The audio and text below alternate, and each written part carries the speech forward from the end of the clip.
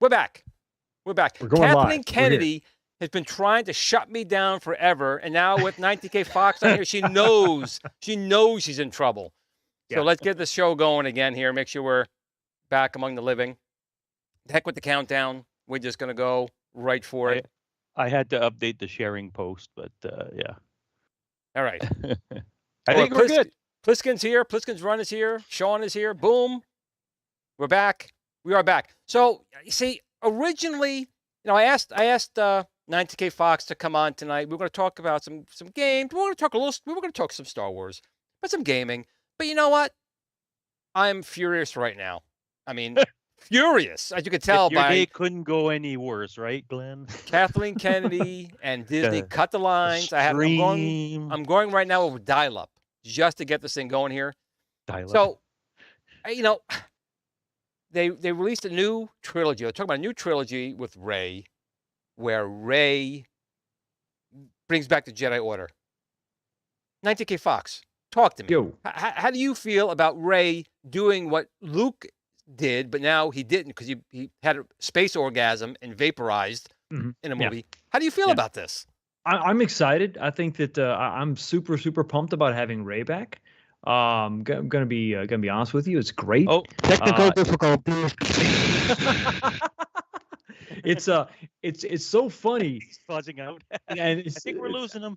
This does. It feels like space goes coast to coast. It's great to have Rey back. Maybe they can actually have her do something this time that's productive. They can't even follow Disney. Can't even follow their own narrative. They were billing Episode 9 as the end of the Skywalker saga, and she even reappropriated the name Skywalker, and that was supposed to be the end of it. And now they're like, nothing's working. Let's bring back Rey. It's unbelievable, and it goes further than that. It goes further than that because the Mandalorian season 1 and 2 I really enjoyed. This has been a turd of a season. Oh, it's been rough. It's been a turd of a season. Yeah, especially the last episode. Place. It's just all over the place. They're trying to tell a bigger story. We were talking, Rob and I and you, Glenn, before the show, and I think they're trying to tell a bigger story, but it's a really rough delivery. That's being kind. It's really rough as far as okay, I know they're trying to build Mandalore again, but man, how many episodes are we supposed to get this year to tell the damn story? Because they're up to episode 5 or 6 or 6. This was 6 was just the last one. Yeah, and it feels like the Bo-Katan show. It doesn't feel like Mando's in the back. He's hanging out, doing dishes. He's and she's just doing everything. She's gonna have she just picked up the dark saber. She's gonna ride out on the mythosaur. She's gonna be the king of everything. Yep. You saw how she manhandled that robot, made Mando look like a chump. And it did, but it made sense in the lore, the greater right? story, yeah, the greater story, like Clone Wars and all that. She was a gifted warrior. She was, and she was. Yeah, absolutely. I won't fault her for that. No, but to then just have Mando give it to her. Yeah, I'm waiting for the two of these people who have kind of developed a friendship, a kinship, to look at each other and say, listen, we're gonna have to fight. We're going to have to fight for this. We're going to have to do it. And you see two people, they don't necessarily want to fight. They have to fight, and all the drama and the back and forth. And I think that's what we wanted. And he was like, no, here. It was saved my life. Here you go. Thanks. It was just lame. Yeah. Oh, yeah. She gets it on a very spoilery episode for everyone watching, just in saying. Yeah. I guess So if you didn't watch it, go do something else. Go wash dishes or something. Or don't watch the episode. Don't even waste your time. It was bad. You know what? And what gets me more so is that they're putting in some high-profile names to think that that's going to make up for a crappy story or an arc. And that's what gets me more than anything. Right. Yeah. So, I was surprised. Jack Black, I kind of knew was in there. I didn't really know that Christopher Lloyd was going to be in there.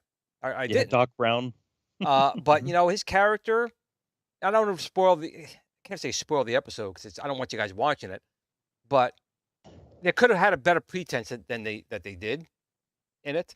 They had the clone era robots in there, which I thought was again kind of neat because they've been showing up here and there, like in even Clone Wars, and they came in later episodes. They had a planet where they were on that planet, and they fought the machine to try who had the better armies. So it can be done in a good way. It's just that was live cool, action. I was like, holy crap. And he looked good. Fantastic. And he did look good. He looked really good. Yeah. And I was sitting there going, well, that's good. And then the rest of it's kind of wishy-washy, but you're kind of like, I was sitting there, he was at the bar, and I'm like, that's Zeb. And you heard his voice, and he it just was like walks up. actor's voice, everything. Yeah, and he like you said, he looks great. He just kind of stands up there. I like how they do that sort of nonchalant. Hey, here's a character, and it's like, oh, cool. Right. Okay, that's awesome. Yeah, that's my favorite part this year. But everything else is like we were talking about. It's a rough. It's like pulling teeth almost. You know what I mean? Like it's just I don't know. Pulling teeth is more fun, I think. Oh yeah, I guess. Oh man, I got to tell everybody in the community when Glenn, I first called him this evening, he had that yellow thing across the screen. He was cranked. He was wound up like a doll, like just waiting to unwind. And I'm sitting there going, "Ooh, this is going to be a fun show." I'm definitely triggered. I'm definitely triggered. Here we go. Look at he got the book there, and then Jen comes over and she's like pouring gasoline on the fire. Now Jen was just laying into it. And that's what you do to an Italian Joe. That's right. That's Glenn. Just keep putting gas on him. Yeah, they see red to begin with, anyways. No offense to every other Italian out there. Well, again, for me, like I have no problem with a strong woman character. I have like Ahsoka, huge fan of Ahsoka. I have a problem with when you take the legacy story, legacy characters, and you kind of trample on them. Now, with they're doing now with Rey, supposedly, again, they just announced it. Things can change. But the way they're announcing it right now, that Rey is going to bring back the Jedi Order. Now, according to the old lore that Disney threw out the window, that was Luke's whole thing. Luke did not have a space orgasm and go and disappear and fade into existence. He brought back the Jedi Order, and they had some adventures there. But the thing is, she's not even a Skywalker, more than anything else. She's a Palpatine. She's a Palpatine, damn it. Yeah. And she stole his name at the end. Today I'd be calling that padlock company right now to get my identity back.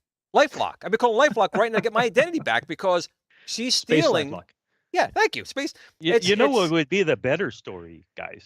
What's that? Is how did Palpatine impregnate somebody to have Rey? That's what I want to know. That's like a Skinamax movie, late night on Saturday. Yeah, but it's one of those shows that you'll don't want to watch, but you can't look away. Do it. You know what I mean? It's like a train wreck kind of thing. You can't look away.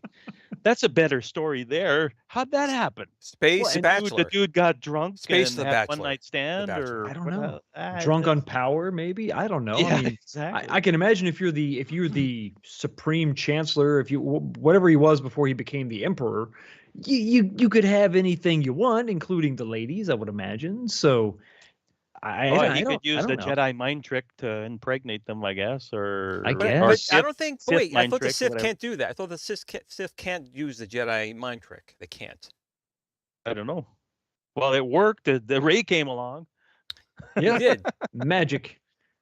But Rey was actually. But Rey. Apparently. That's the thing. Rey wasn't from him. Rey was from one of his clones that were not perfect clones of himself. That was what. This is where. Yeah, and this is where I get confused. They don't even tell that story. I don't know what their intent to be that the Palpatine or the whatever, I guess the Emperor, the Sith, the whatever you want to call it. We'll call him Palpatine. Was that the original Palpatine, or was that a clone of Palpatine?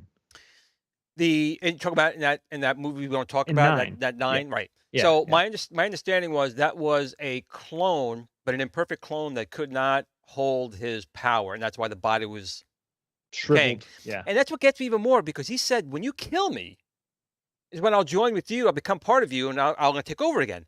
And then she immediately kills him. She killed him. She's just like right then and there. Okay, well, so does that mean Palpatine's in Rey pretending now to be a Skywalker? She's evil, so she could be the new bad guy of the new trilogy? I don't know. That would kind of be interesting. But I don't know. I don't see Daisy Ridley putting on that Sith face. Well, she did. I mean? Again, I only watched 9 once, so if I'm mistaken, correct me. In that flashback, she had a flashback that she was vision, and that's how it should have been. She should have gone to the dark side, and Kylo Ren should have took her out. Right, and then he would have brought that Skywalker bloodline would have been saved. It would have been a much better ending. Balance of the Force. Yep. Yeah, and again, the Force healing. That was what Anakin wanted to begin with. If he just said, "That's it," None of this would have happened. Couldn't Yoda simply said, "Yeah, you could do it, boy"? Made up. It was made up. It was tacked on. Oh wait, hold on, wait. Oh. We want to pull him back. Hold thank on. you. Hey, Kickin IT Fox, thanks for the drink, buddy. I appreciate that. Use the Force. Send me my drink. Use the Force all the way from Cincinnati. That's right. Oh. I think going back to Ahsoka, it was George Lucas, and this is my understanding. It was George Lucas that was like, listen, Ahsoka needs to die during Order 66. She needs to die, like everybody, like all the other Jedi, you know, and that's it. And because Filoni loved her so much, because that was his creation, he fought against it, didn't do it, and now we're kind of stuck with her. And if you notice, and I said this to Console Kids when we were doing our show, I said, you know, it's turning out to be that Order 66 is the most ineffective order ever issued, because all these Jedi, we thought it was, they all made it out. It's like there's every episode there's a new set of Jedi that snuck out. It's just. They're like crazy. Cockroaches. You can't kill them. You can't kill them. And that's the thing, right? In the older movies, there was maybe Obi-Wan, but Yoda died on his death breath. Said the last of the Jedi you will be, Luke. Well, even Tarkin in New Hope, Tarkin said, you know, you are the last of that old religion, talking to Darth Vader. You know, you are the last. And he didn't truly 100% know that, but that was pretty final. That tells me that between the events of Episode 3 and Episode 4, there had been no sightings of Jedi. Tarkin assumed he was pretty certain there was no Jedi left. There was nothing left, because we still had Ben Kenobi, Obi-Wan, and we still had Yoda in hiding. So the fact that they're just like every other episode, oh hey, here's another one that got away. Here's another one that got away. Nothing. It's just devaluing the events of that, the tragedy of Order 66. I agree with that. You know, it's speaking of all this, and I think I did see it here somewhere. Where to go? It came from Bill's Retro Gaming Show. He puts in here about Jar Binks. I'm looking forward to those glorious days when I hated just him, when he was like the worst thing. Yes. You know, it's gone so far down from that where I'd be kissing Jar Jar's. Me, I'm kissing your feet because I miss him now. I miss him. Yeah, I want them to make that Sith theory. Oh, that would have been fantastic. You know about that, right? If they did that, I'd be there. 19K, you know about that, right? That one of the things that Jar Jar was actually the Sith Lord the whole time. That would have been like, well, because he is the one that cast the vote to give Palpatine power, emergency powers. Yeah, Mia thinks he needs them. Unto you, and then boom. Did you actually see the rendering somebody did that he looks all scarred up and stuff? It's actually like, damn, that's scary looking.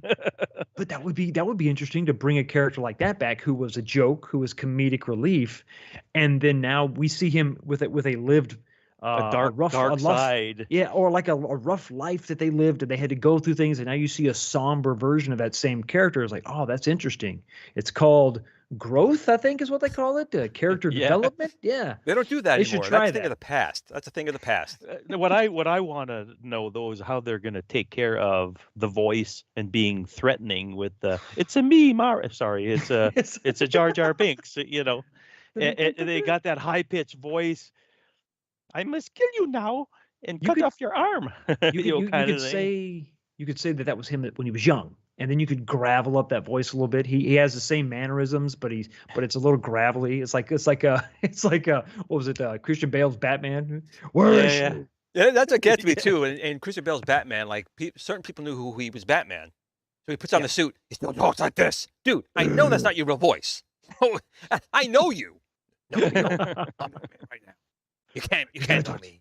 I have to talk like this. I'm hoping that they're gonna at least bring Gina Carano to go back to Mandalorian. At least if they patch that up. There's rumors that she is coming back, so I don't know how. Jen has a good point here. Maybe in the galaxy far, far away, a long time ago, they had the same problem we have now. Maybe she identifies as a Skywalker. Maybe even other galaxies may have this problem in the past. Her family was shit, so she became a Skywalker. You can't go down the street and say, "Hey, I'm a Palpatine, everybody." You know, you'll get beat up right on the street corner, right there on the spot. 19K, you and Kits, you know, you've been doing the shows after the Mandalorian and talking about it, and I've been watching that myself. But I mean, overall, when the original trilogy came out? I don't know how old you are. Were you around for the original trilogy, or you saw them on video? Where were you in that lineup of the original movies? I'm 46. I was born in 76. So the first one came out, obviously I was too young to see that one in theaters. But the second one, the third one, that was big. I have pictures of me as a kid with the R2-D2 birthday cake. I had the original lightsaber that was just a piece of PVC with holes in it. You remember that one? You would swing it and it would whistle. Yeah.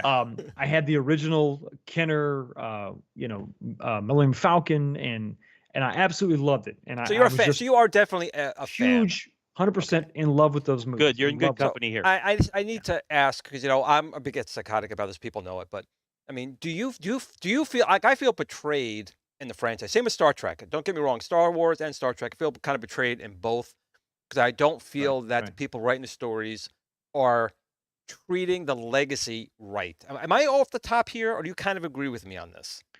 I think when you have movies that are made by committee, which these movies definitely are. And Kathleen Kennedy has said in interviews, we treated Star Wars like no differently than any other big tentpole, big event movie. So that's her mentality coming in. Hey, we got an event movie coming out, and let's get in the committee of writers and the writers' room and everybody throwing ideas all over the place. Rewind the clock. It was a singular vision. It was a guy who took a chance and laid it all on the line, and because he believed in what he was trying to produce, trying to come up with, trying to show. And of course, there was all the innovations and everything that George Lucas brought to the table, making those movies and pushing the entire industry forward. But when you have a singular vision and you have a single guy, and then you had later on in life, you had Lucasfilm that was trying to coordinate the books, these books, the extended universe, the games, and to just try to keep it all within, the realm of possibility, not a stranglehold, but up until 2015, 2016, when they sold, it was for the most part an organized, fairly cohesive universe because of the leadership of George Lucas and a very select few. Now, once you sell it to the white slavers, his words, not mine, and it goes to committee and it goes to people with agendas, this is what you get. Yes, I felt horrible to see our beloved characters, the three main characters, plus all the other ancillary characters who were the driving force behind this, that made it so popular, that inspired other movies, to see them dumb, just sort of doing killed the off same and ridiculed. Really. They were just sort of doing the same thing they were doing. Han is probably the worst example of just, well, I don't know, I just went back to what I was doing before. To have Luke just killed. I've told this story on my channel too. I covered seasons 1 and 2 of Mandalorian before when they were new, and I told the story of my sons, and we went and saw the second movie together, Last Jedi. I'm like, oh yes, I can't check this out. All right, my poor hero, kids. right, my poor cinematic kids. hero, me and my boys. Yeah, poor kids. So we're going out. We're leaving the movie theater, and they're looking at me and Dad. Well, Dad, what did you think? And I was just walking. Seriously, guys, just grabbing my keys. Where's the car? I was numb. I was numb. I didn't know what just happened. Process what I saw. Yeah, exactly right. And I don't know if you guys. I was like, what the hell just happened? Did you feel the same? It was just, I didn't know if I was just stunned because Luke Skywalker died, or if it was the way that it all went down. The whole Leia flying thing threw me right off. I was like, what? She was a doorstop before, and now she's flying through space. What the hell? Well, no offense to Carrie Fisher, but it's just like, geez. We all like Leia. I like Leia too, but again, Luke was training for a very long time. His midichlorian count was high, and even when they were training, Leia put Luke to the ground. And again, it's just things don't add up that way, And it doesn't. Luke never flew through space. No, no one did. You can't do that. If anybody was believably flying through space, would have been Luke. I would have been, okay, if Luke is powerful, sure, I'll buy it. But even if you go back to the legends, is what they call them now, but you have decades worth of material. There's examples of material. Luke failing. Luke wasn't perfection. Luke failed. Leia had moments to shine. Everybody. But they had that hero's journey. They exactly. failed and built on it. Rey was perfect the entire time. Yeah. Kylo Ren, again, I don't like him either, but at least he was training. and she picks up a lightsaber and she bests him in that fight. I mean, come on. Yeah. It was bad. It was bad. No, I honestly, this I'm gonna light a candle for your children, Rob, at church, that you made them see The Last Jedi. Because I have the laser discs of the original trilogy. Nice. They've been on my wall forever. They're not now. I haven't set up the studio yet. I have the laser disc. Obviously, we had the VHSs back in the day. I still have those DVDs that have the original theatrical version, and I will never get rid of those versions. Yeah.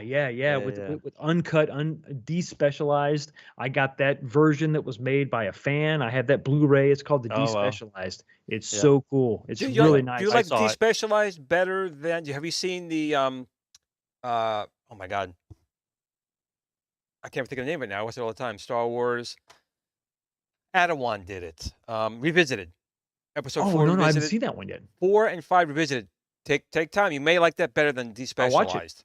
I'll absolutely watch it. Yeah. I watched the despecialized version and I liked it a lot because I loved it. It was the one that was at the theater, basically. Yeah. And he kept some of the stuff that was cleaned up, obviously, but still, I was like, wow, this is good, In my opinion, the one thing that the best thing that Disney, being money hungry like they are, the best thing they could have done is release the theatrical versions on Blu-ray, 4K, and even if their motivations were just money, I would have loved that. They would have cashed in. Absolutely. Like, with all three of us. Yeah, absolutely. Like maybe not some of our community. I'm assuming maybe 80% of the community, but in the end, you're like, what the hell? You know what I mean? Man. So I don't know. It's sad, but it's exciting of what's coming. Like Ahsoka, that looked really good from the announcements. That looked okay. Yeah.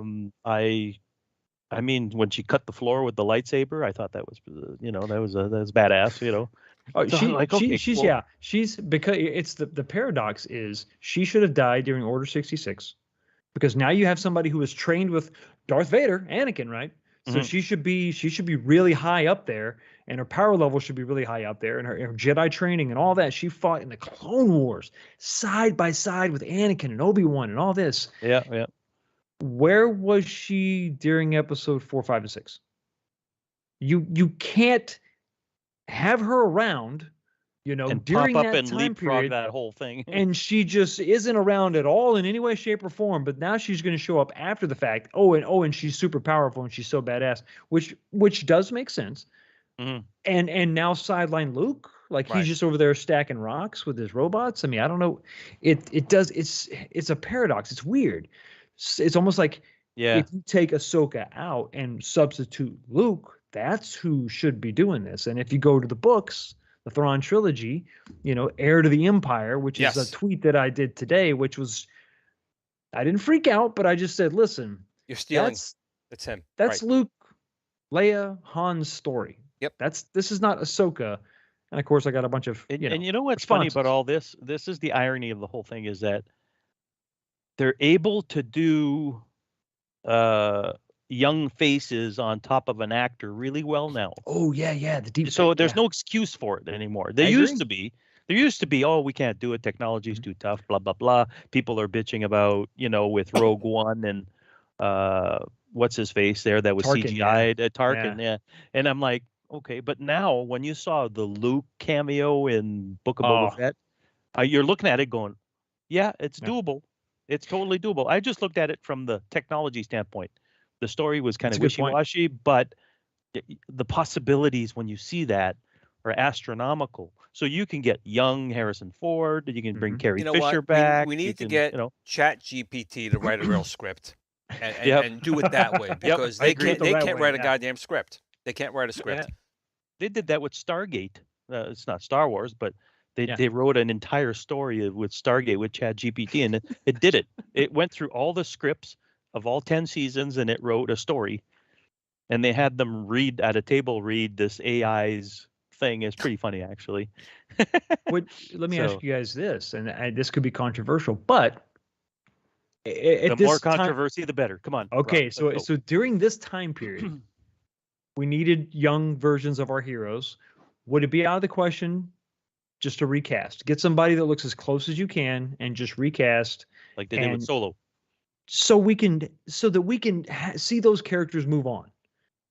it would be jarring because they're so iconic and famous. I'm going to say, James Bond is a perfect example of that because I've had many people playing James Bond. Great example. Sometimes it takes a little time to get used to it, but then you get into it. Except for the last Bond, he was too woke. I couldn't deal with him. Yeah. But all of them. I mean, I like Sean Connery and I liked Roger Moore. I like Roger Moore best because that's what I grew up with. Yeah, same here. But Sean Connery was, it's Sean Connery. You can't say no to Sean Connery. You can't top Sean Connery. Come on. That's a prime example. You continue the storyline, you continue the character, but you change the person. Now, recently, my son and Jen got me into The Crown. I'm like, I'm not gonna watch The Crown, but actually, it was a really good series. And you had multiple people playing the characters. There was like three different timelines of 3 different characters. Season 1 and 2 was one person playing a character, then season 2 and 3 was a different person. So I think what you're saying, 90K, is very doable, very doable. And I think it can be done. Like I didn't not like the Han Solo movie because the guy who played Han Solo. I just thought the story was really not anything we didn't know. It didn't really need to be rehashed. No, I agree. It wasn't anything new. But I had no problem with the person playing the character. And a lot of shows do that. Like also look at Bewitched. You had one Darren, and then you got another Darren. No, didn't even say anything. Just whoop, that's Darren. And in Marvel, you had one person playing a War Machine. He comes in, the other guy comes in, goes, "I'm War Machine now. Deal with it," and that was it. Just deal with it. I'm him, and you go. So I think what you're saying actually has really good merit. And again, I don't have a problem with the characters per se. I think they're just too scared. It's the stories. The stories are so full of plot holes. They don't make sense. Like horses on a Star Destroyer. I mean, come on. Come on. That was far-fetched. That was pretty bad. Well, Stephen, what do you think? I mean, would you mind it if they recast with you know what? It's kind of like what you guys said. It's a little jarring at the beginning. It's kind of like my wife and I are watching Superman and Lois. They replaced Jonathan, the twin brother. It's a different kid. And you're like, sure. And apparently the kid had mental health issues, which is fine. You got to deal with that stuff. Yeah. But he didn't want to keep going in the series, so they got another kid to play him. But when you're watching the show, you're like, that's not the same kid that I've watched for the last 2 seasons or whatever, right? So I think with, I guess it's when you watch Solo, the first thing you got to do is buy the fact that he's Han Solo, that other, I don't know the actor's name, I forget his name, but basically they have to sell it to you somehow. And if they're going to do this with Luke and Leia and Han, if they're going to use another guy for Han Solo, like a third guy, let's say, that may be a little rough, but I'd be buying into it for sure. But what stories are they going to tell? Because all that legend stuff has gone out the window, right? Which was stupid. True. Which was very stupid on that part. I thought that was dumb. I'll never forget. It was all there in writing. But that's when I never forget Kathleen Kennedy's like, well, we have to come with stuff because there's nothing to draw from. There's no books or anything. There's no books. I'm like, what are you, an idiot? I don't think she's so stupid. Books. I mean, you could have. I mean, it's done for you. It's done. Just adapt the screenplay based on the books, recast the characters, and I think that for fans like us, we want to see our characters moving on. And if it's a different actor, that's okay because I'm concerned about tell the same story about that character. Yeah, in a sense where Han Solo's at the smuggler, and you keep that consistent and all that stuff. But I did want to bring something up. I want to bring something up here that's not terribly Star Wars related, but what I think is happening in Hollywood in general is I don't know if they're just too scared to take risks. Like, I'll give you an example of Starsky and Hutch and Chips, okay, from back in the day. Well, they take those franchises and practically kill them on purpose. In a sense, they ridiculize them. They make fun of it, the whole 9 yards. And I don't know about you guys, but not that I find it heart-wrenchingly soul-crushing when they do that, but you kind of feel like, well, that's my childhood, and they just given it the old middle finger sometimes. It feels that way, where, yeah, they're making fun of Chips. I mean, Chips was kind of campy in itself, but I think that Hollywood just can't come up with an original idea. They have to take something old, beat it up, and regurgitate it out and try to make a buck just on the fact that they took. I'm going to take it one step worse. It's like because what they really do is they say, "Oh, we're coming out with a new Star Wars and Luke will be in it, or a new this with this character Rob's in it." Starting to drink now. Sorry, guys. But drinking our childhood. It's like a bait and switch. You get this build. You got us fans with the new Star Wars coming out, episode Rogue One, then episode 7, the Force Awakens. We're all getting pumped. And it's a bait and switch. We go to the theater, and like Luke was in there at all. Like Han was kind of like a bum father. Yep. And you're right. They do piss on the characters, but it's very bait and switch. A lot of these shows are that come out when it's a legacy show. And that's what gets me more burned than anything, because it's us fans who stuck with it for the past 30, 40 years. We're keeping it alive. Yes. And you basically use that nostalgia to hook us in just to piss us off. And it would have been so easy. In my opinion, this is just my 2 cents. You take that in $5 and get a Starbucks coffee. But I think you just have our established characters as elders. They're in meetings. They're heads of state, whatever you want to call them. Luke at this point is the wise old sage, but they don't have to be up front doing all the action. That's your new characters. But then you honor the old original characters. They're established. They're accomplished. They do all these great things, and they've got all these adventures and stories and all that. But they're in the background, honored, but in the background. And here's your new characters, and they can go back to those old characters for guidance, for wisdom, for advice, And then you have your cake and you eat it too. That way, you don't upset the old and established. Kind of like what they did with Ghostbusters Afterlife a little bit, where they sort of transitioned that whole thing, Yeah. And I think that's the right way to do it. Not with the previous Ghostbusters movie, but the new one, they kind of handed it off in a sense where you had, Egon, the ghost of Egon, and all that stuff. And I thought that was well done. It's just showing some respect for the legacy. That's exactly it. Otherwise, make up something new. Don't take an established franchise and crap all over it. Yes. Yeah, and Glenn and I have had heated discussions about that. We're on the same page, but they take stuff that's, I won't call it sacred, but when you think about it, there's a Bible a little bit for each franchise, like a roadmap, like Star Wars and Star Trek, whatever.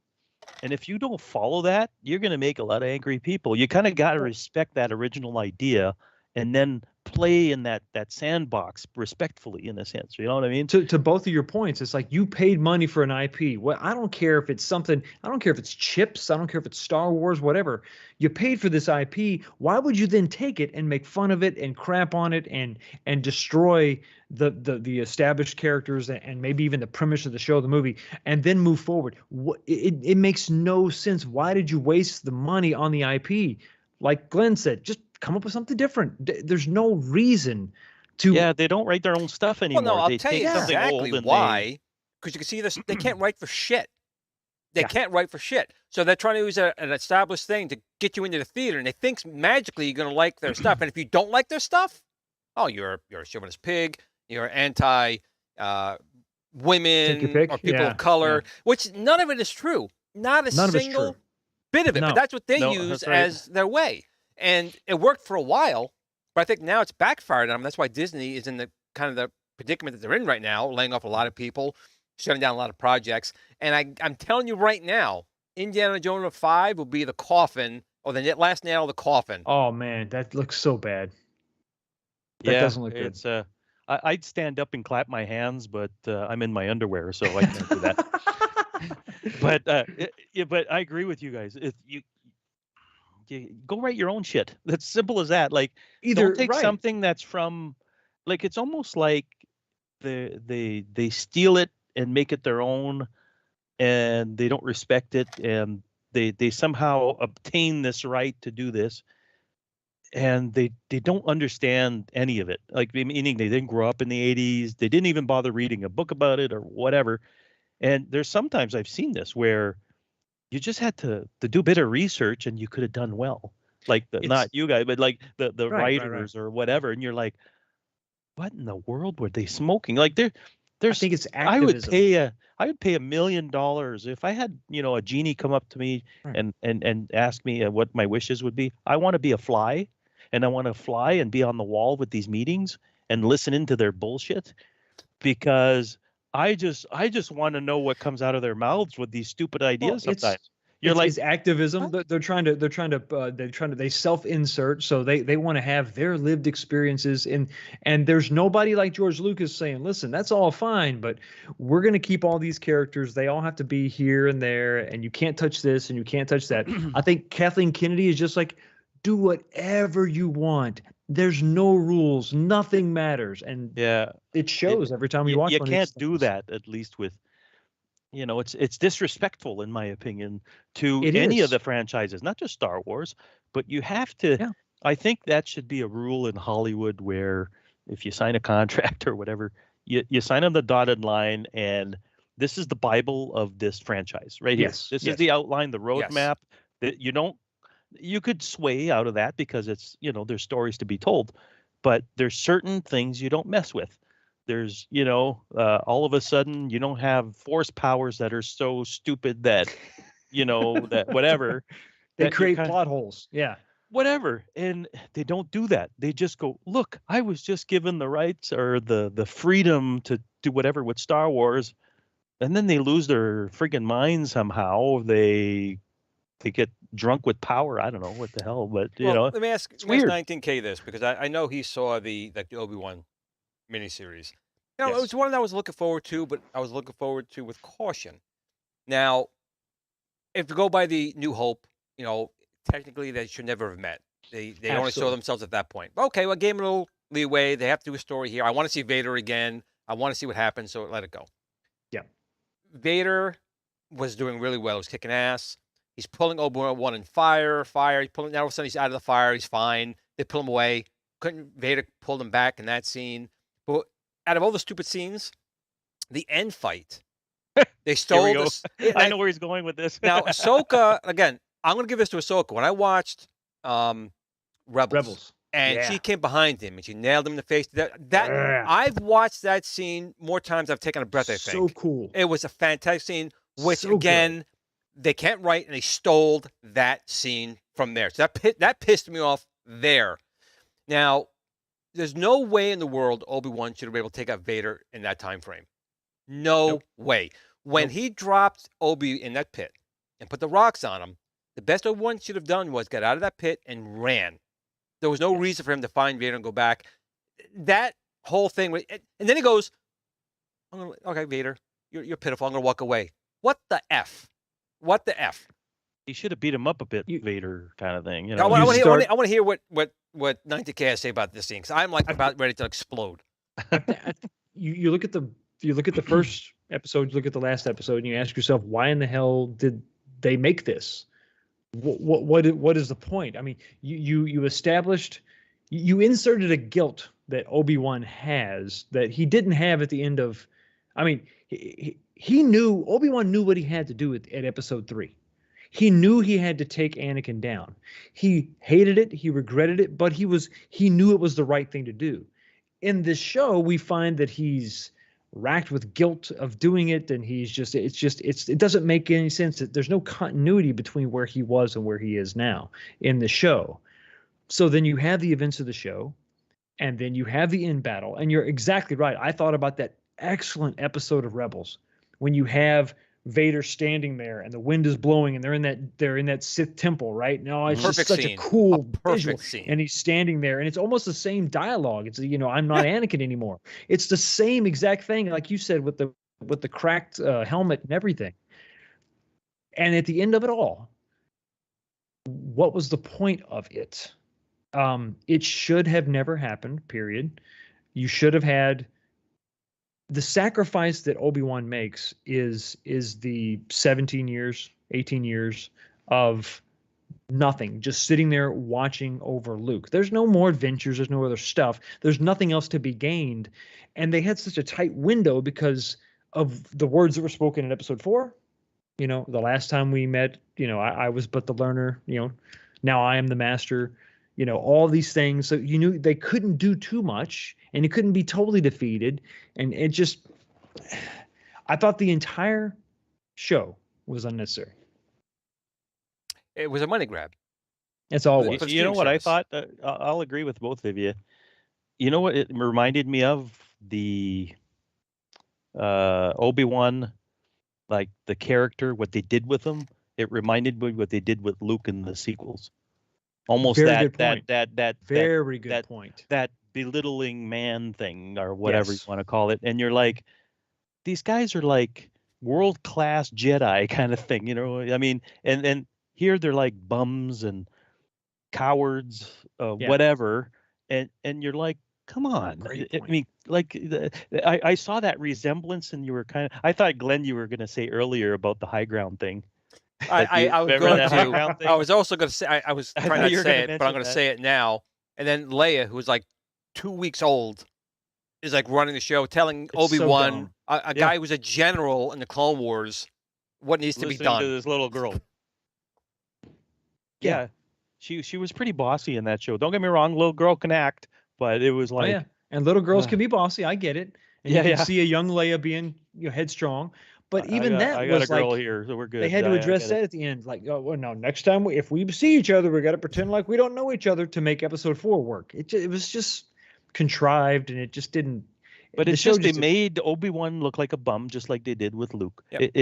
It to me, it looked like the same person calling the shots, going, "Yeah, that man's a bum. That man's a bum. They're not heroes," kind of thing. And you're like, no. They set up these two characters to be badasses. Yes. And you watch them on TV, and they're like chumps or whatever, you know. And you're like, the greatest that's cash grab.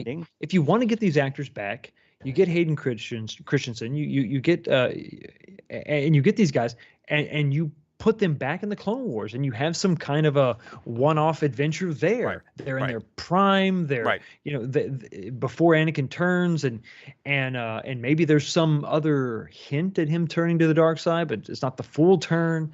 And do something within that time frame, and you don't have to worry about all these constricting things around you that you can't. We can't do this, so we can't do that. I just think that they could have picked any other time period, really, honestly, to have these two guys, and I think we would eat it up to see those actors again portraying those characters. Ewan McGregor, Hayden Christensen back in those roles. I would have dug it. I would have absolutely dug it. You know. And the good thing is with the animated Clone Wars, at least they did hint a little bit with Anakin in the last season. You know, you could see some of that coming out, and I agree with you. I think the time period they picked was kind of wrong.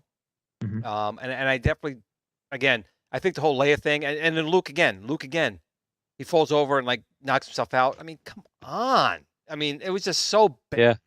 It was just so bad. Yeah. They missed a lot of opportunities there because, like, even with Rogue One, I'll tell you what I think of Rogue One. I liked Rogue One. I don't want to upset anybody by any means, and I liked it too. It's the better one that's come out after the fact, so to speak. Yes, the only one Disney made that was good. There's two things that bothered me about that show. The main bad guy, and you're like, what's he doing there? Who's this guy? We don't know who this guy is. Nope. Why don't you just have what's? But he talks on the side of his mouth, so it's got to be bad.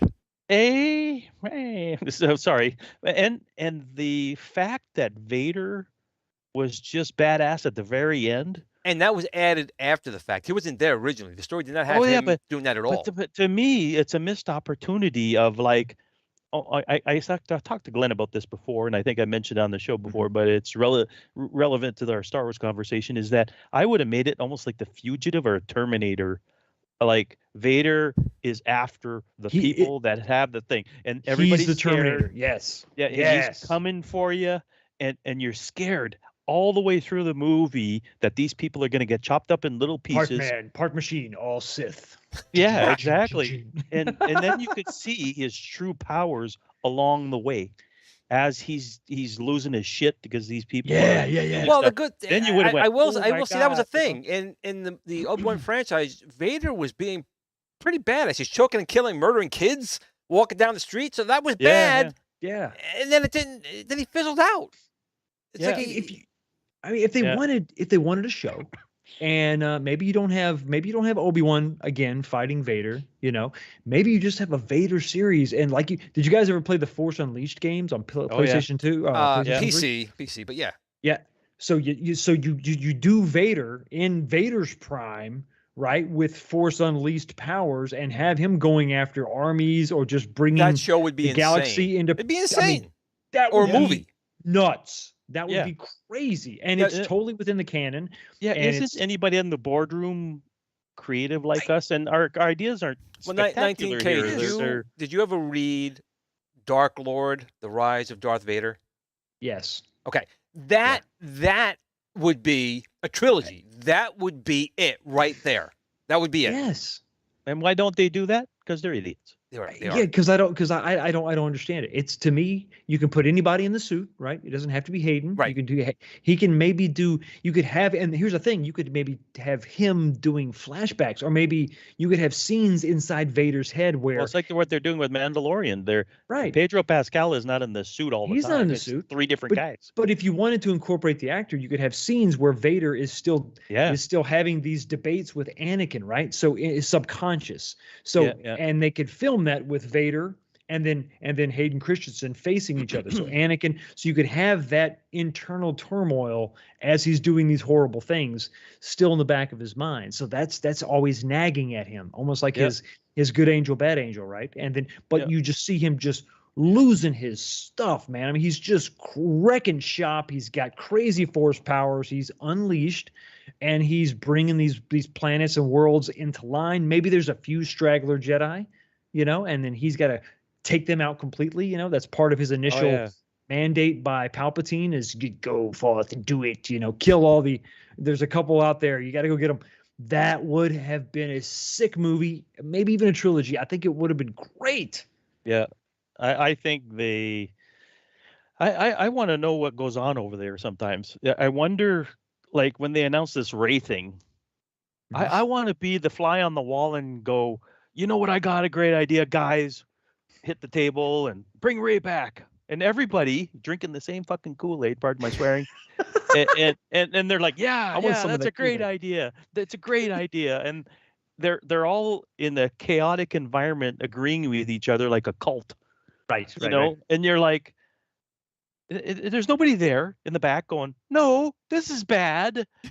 Get the fuck down. There's nobody that says that. In the back going, hey, excuse me, that's bad, Miss Kennedy. What if in that room there's like 4 people, because people keep getting fired? Like every time there's a failure, she fires guy this week. So it's like 4 nervous people, and they just want to do the safest thing possible. Like, that's probably what it is. I bet you're right. Way back. Don't kill me, Kathleen. Well, a bean counter came along and says, we made $600 million with The Last Jedi, or whatever the other one that sucked, and basically. See, it made money. Let's bring that actress back. The other one that sucked. I love it. Yeah, you know what I mean? Like, it's just, I'm with you. You just sort of wonder. Like, I imagine the entire chat room is the same way as us, wondering what weird-ass conversations they have over there at Lucasfilms. Like, what's the conversation like? I know, I watched. I know, Steven, you watched. I don't know, 19K, if you watch Doomcock. You ever watch Doomcocks? From time to time, yeah. Right. Yeah. So, his last show, he's basically saying that Lucas is on his last legs. That Disney's done with his stuff. So I hope that is true, because we've heard this before. I was really hopeful that I was on the team of 7, 8, 9 becoming erased, or becoming like an alternate reality. Another alternate reality, using the world between worlds and make it a completely different thing. But I think now, a dream. But the Mandalorian is obviously setting up Palpatine's clowns. I mean, that's obviously what they're doing in this one. So that's no good. And these other shows are setting up the other parts of, the Empire, not the Empire, the First Order. First Order, yeah. Empire 2.0, yeah. Saying all that stuff. So, again, I don't have a problem with like Palpatine coming back, but it wasn't set up at all. I have a problem with that. It sucks. Well, it does, but there was books where Palpatine was back. He had clones. There was that Dark Horse comic where there was a clone. Yeah, I forgot about that one, but it still sucks. But I agree. It kind of. It's like beating a dead horse, in my opinion. It diminishes what Anakin did. Absolutely. Absolutely. His redemption is undone, kind of, if he didn't bring balance to the Force. See, that would be a Palpatine thing to do. Palpatine would be like, "That was your greatest trump? Aha, fuck you! I've stolen that from you." I think that's where, I think, see, you're onto something there. That's where the clone thing is like the caveat. Like, he did kill the Sith, but here's a clone, and it's something, it's not a pure Sith, but it's just yeah. You know what that stuff reminds me of? You guys ever watch soap operas? Where they kill off this one guy or and he's whatever. Back 2 years later. He's back 2 years later. Haha, the evil rock twin didn't fall on me. Well, I meant to bring that up earlier. We're talking about characters. They also changed. They changed characters, the same character, but they change actors all the time. In a soap opera, all the time. But that was even a better analogy, Stephen. Like, you're right. I wasn't burned alive when you saw me on fire and I got shot 2 times in the heart and they decapitated me. That was my evil twin brother. They throw everything back on an island with a toothpick and a wooden spoon, come on. Okay, take it all the way back to Knight Rider. What did they do? The very first episode, oh, God. They said he had facial reconstructive surgery to make him look different. So you could just change it up with a different actor and say, oh, he had, plastic surgery to make himself look different, Yeah, probably. That's actually a very point. And Luke, actually, in real life, he did get in a car accident. His face did change. Yeah, between 4 and 5, yeah. It's mentally exhausting sometimes talking about this Star Wars stuff because they keep disappointing us. They keep disappointing us. We hang on and we hope and we're like, okay, maybe they'll get it right this time. Dangle the carrot. Oh, yeah, you know what? You're like, yeah, just right there. Let's switch gears a little bit because I think I ranted on. It's an hour. Let's change. So, let's talk a little bit arcade and gaming stuff as well. Now, Steve, I don't know if you know, but 19K does have a sizable collection of. You have some real machines. You have some arcade one-ups. He got a lot of different things. He said he downsized. He had to. Except the real machines. I kept all 3 real machines. Yeah. Oh, good. Yeah. Good. So how do you feel? How do you feel now? I mean, you've been with the arcade one-ups for a while. You got the real machines for a while. Yeah. And you know about all. There's a numbskull. You got New Wave toys. You got you get GRS Build-A-Cade. Shameless plug. All these things here. Yeah. How do you feel? Like, I'm starting to feel a little bit that the arcade one-up, and again, we all know I have issues with them, but I do feel like some of the excitement is kind of like faded out a little bit, and that whole scale of machines. Not to say that people still won't buy their machines, but I personally feel that it's more the modders now taking machines and making it something that they want versus actually wanting the real machines. What's your take on that? Do you still think that arcade one-up is still, I don't say the word relevant, but still as big a deal as it was like in 2020, 2018 when they first were going out? Or it feels kind of slowed up a little bit? Last week, or the last show that I did, the This Week show every Sunday I have, the last episode was about the arcade one-up bubble. Has it burst? Is it about to burst? Is it going to burst? I think there's a point to be made where, like New Wave toys, Replicades, everybody's into them. I think the 3/4 scale, no one had really done something specifically like that, hitting us at the price point. It was very exciting in the beginning. A lot of that was speculation, not so much in what they had, but what they could do. Oh, wow, I want this, I want that, I want this. We've sat here talk about Star Wars, and we want it to be this certain way.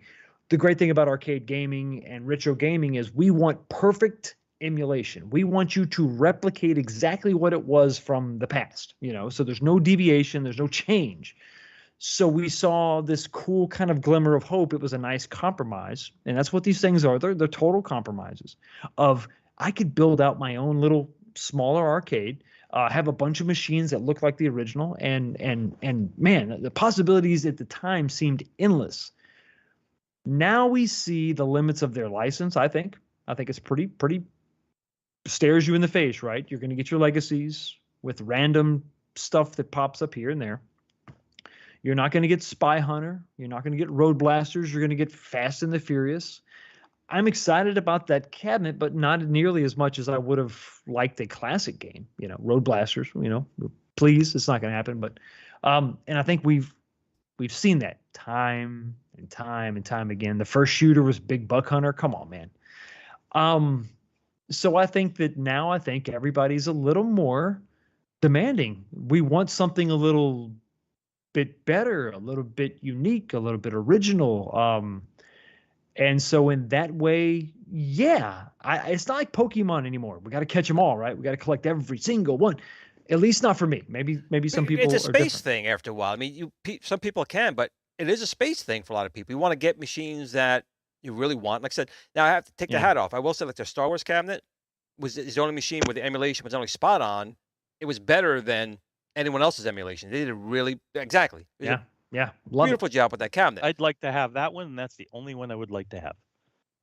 There you go. I don't have any arcade one-ups in my house, but that's the only one I would want. The argument for arcade one-up was space. Don't get the real ones because they're so big and heavy. Get the arcade one-up because they're smaller. But now we're at the same argument. Now it's space. Now I've got 20, 30 of these things, and I just don't have any room. So we keep coming back to the same thing. And I think that, listen, the biggest offender, in my opinion, is the Mortal Kombat cabinets. They keep spitting out where it's just, how many times are you going to give us Mortal Kombat? You're going to get one thing right, but then you're going to screw up the monitor. You're going to get this right, but you're going to mess up this. How many times do they really expect us to keep buying Mortal Kombat? That and Pac-Man, it's regurgitation of those. Every 5 seconds, it's like a new one. Wow. And I think that for now that there's so much out there, I think people are like, yeah, I'm not that excited about what's coming out. I really need to get a better idea of, okay, what's the quality? What are they doing different? Is it going to be a title that's exciting to me? I don't see myself this year, 2023, being a big year for me as far as purchasing a bunch of their products. I mean, what are they going to have? 2 new ones and then this XL? Maybe that's probably a rehash. So in a lot of ways, I think that the excitement is kind of quelled. It's kind of stagnant right now. And unless they get back to the roots. That's the thing. Do you think also that they've spread out too much? You have your ones with risers, now ones without risers. You got their pinball machines, you have their micros, you got the Will-Cades. So they may have oversaturated themselves. That does happen with a lot of companies. They start doing too much rather than staying with their core where they really have their sales. And I get that. A company wants to expand. They want to see where else they can make sales. That makes sense. Sure. Absolutely. But do you think they've maybe gone a little too far with that? My last count, if you include the deluxe as a different form factor, which let's for sake of argument, we'll call it a different form factor. They have 15 different form factors. If you look at all the joysticks and the little TV HDMI boxes and all the stuff, if you look at all of them, they have 15 different form factors. Get rid of all that crap, whittle it down to 6, maybe 5. You get your countercades, the partycades, and then you have your 3/4 scale line. Get rid of your risers. I mean, you commit either way. I mean, I like the riser in some instances. The riser is good because better. If you're like our age, you have kids, right? Yeah. If you have young kids, sure, yeah. Taking them off the riser helps them out. So perfect. That was the good thing about the riser. I think the riser could be redesigned in such a way that it could be look like they're XLs, but you could take it off a riser. The riser design was not the best. I think that could have been redesigned where it looks like it's full, but it could come down a small. Right. That's a good point. It could be a flush mount and with big tabs so that it could you stack it the same way, but it's more of a flush mount design. Right. But I think that beyond that, you have XL is, in my opinion, I'm more excited about that because that's a true 3/4 scale machine. That's truly, compared to a big machine, an XL cab is 3/4 with a 19-inch LCD. There's no riser.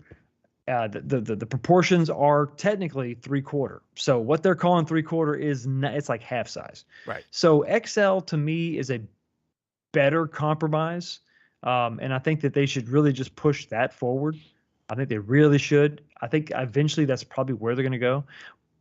But honestly, for me, if it's not XL, it's going to have to be an exciting new title before I'm really going to consider purchasing. And you made a good point about that too. Even with car manufacturers in the States, in the 70s, you had your car with tons and tons and tons and tons of options. And eventually they start too many. So now they start saying, okay, we'll have the car, but we have just these packages. Now instead of having 24 packages, you have 6. And I think that's a valid point you're making. And also it confuses the market because sometimes people say, was that a countercade or is that a microcade or is this a partycade? It's too many different ones. And also from a support standpoint, if they ship it, it's got a broken piece, a broken part. Now they got to stock all these additional parts, which we know for a fact they've had a very hard time especially the newer machines, if someone has a problem, you got to wait. Oh yeah. And you got think about the Mortal Kombat fan who is just now getting into the arcade one-up scene. What do they buy? Well, they got this machine for $500, but they got this machine for $500, but they got this machine is $50 cheaper. They're all the 3/4 scale. They all have risers. What's the difference? And now you have to try to explain to this person. And to your point, parts now with the MK30th, that was 5:4 aspect ratio, which means the PCB isn't even really swappable because that's going to output a 5:4 image. And you can't just put that in we can't take a BOE and slap it in there because now that's 4:3, and it's just way too much math. It's too much for people. I think they should get rid of the old stuff, just have the current version, eliminate all this confusion, and be done with it. Well, that was well said. Yeah, I don't have you know what? I'm going to give them my opinion about Arcade 1-Up in general. Lay it on me. I find they're a company that goes after the low-hanging fruit with their franchises, meaning they don't take the risks they don't take risks outside the colored lines of the older arcades. Like you said earlier, the Big Buck Hunter. Well, yeah, Big Buck Hunter made all kinds of money, but people want Time Crisis or that sort of thing instead. If you're going to put something out with a damn gun, put something that people love and, but they don't. They just...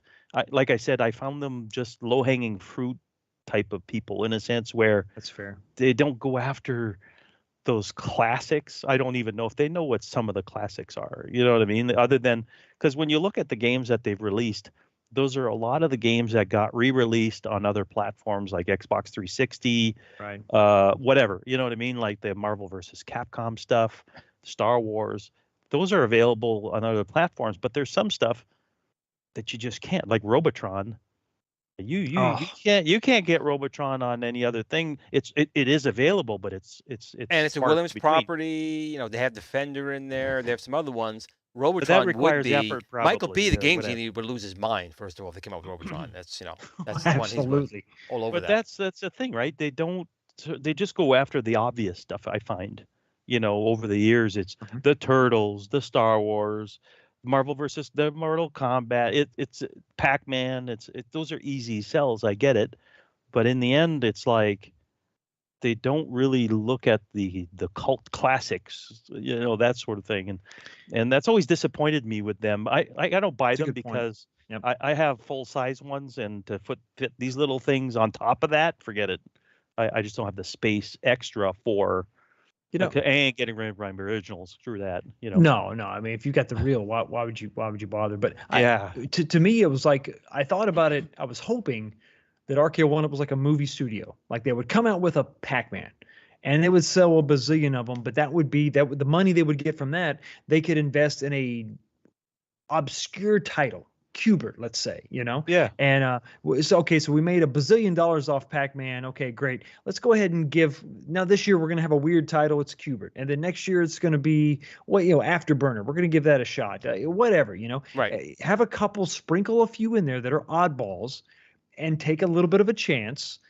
Even do it like a pre-order thing or like a Kickstarter. They've done, do a pre-order. We have to get 3,000 sales before we make this title. Sure. But that's a great idea. And that's my biggest issue is, they went from the early 80s right into the 90s.